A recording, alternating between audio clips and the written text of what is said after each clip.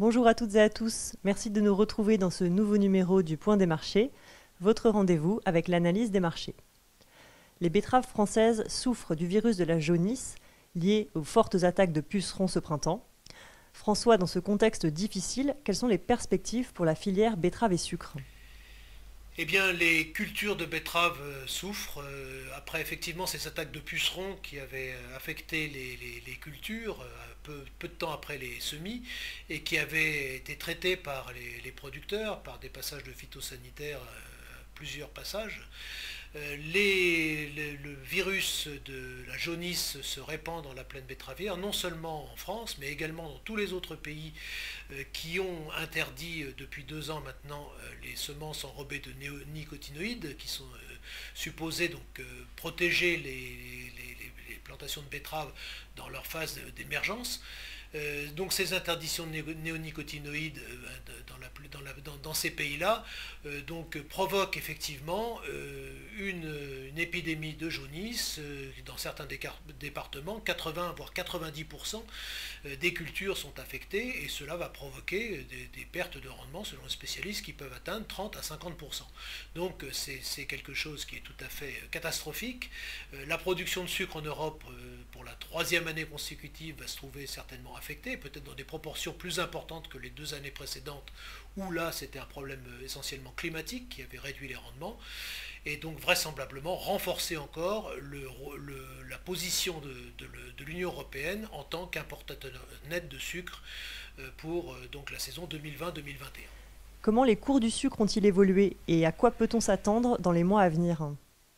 Alors, les cours du sucre par rapport au plus bas niveau enregistré au plus fort de la crise épidémique, c'est-à-dire au mois de mars-avril, effectivement se sont redressés parce que d'une part, il y a eu des achats de panique de la part de certains pays, certains opérateurs, au moment où, bien sûr, la logistique était perturbée et donc les cours du sucre blanc notamment avait bondi jusqu'à pratiquement des niveaux de 380 $ la tonne. C'est des niveaux qu'on n'avait pas vus depuis un certain temps. Là, les cours sont de nouveau un peu sous pression parce que maintenant les choses sont un peu normalisées sur le plan logistique et les opérateurs prennent conscience que sur l'année 2020-2021, le bilan mondial va repasser vraisemblablement excédentaire. Donc les cours sont plutôt au niveau, les cours mondiaux sont plutôt autour de 340 $ sur le sucre blanc. Le facteur principal, c'est que le Brésil, depuis le début de sa campagne au 1er avril, fabrique beaucoup plus de sucre que d'éthanol. Les problèmes de confinement un peu partout dans le monde, mais au Brésil en particulier, ont réduit considérablement la consommation d'éthanol et l'attractivité de l'éthanol pour les opérateurs locaux, ce qui fait que ces opérateurs fabriquent beaucoup plus de sucre que l'an dernier et on estime que sur l'ensemble de la campagne, ils vont donc mettre 10 millions de tonnes de sucre de plus sur le marché. L'Inde également, deuxième producteur mondial, va connaître une meilleure saison que l'an dernier et va renouer vraisemblablement avec une production supérieure à 30 millions de tonnes.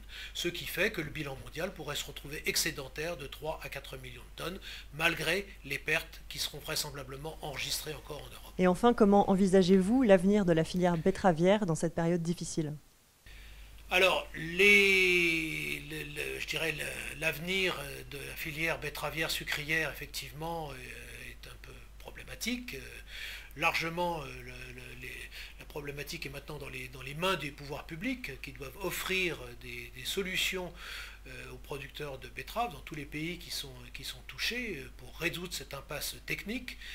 Est-ce que ça sera un retour provisoire aux semences enrobées de néonicotinoïdes? C'est possible.